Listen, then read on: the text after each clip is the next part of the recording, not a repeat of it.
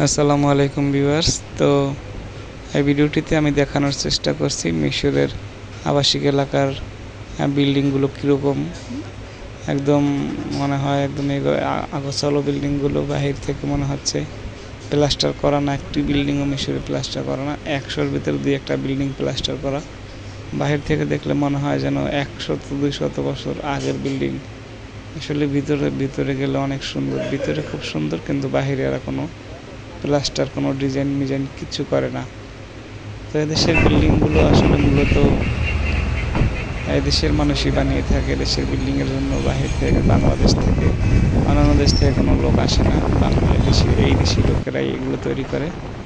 বাংলাদেশি লোকেরা শুধু এদেশে আসে গার্মেন্টসের চাকরির জন্য। তো আসলে বিল্ডিংগুলো খুবই দেখতে একদম খারাপও লাগছে না।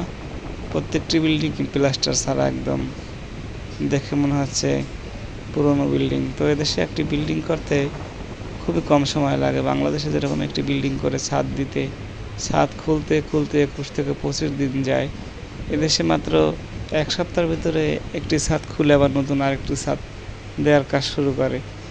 তো ভিউয়ার্স, এদেশের আসলে কার্যকলাপ খুবই অবাক। পাইলিং করতে দেরি হয়, একটি বিল্ডিং বড় করতে আর দেরি হয় না।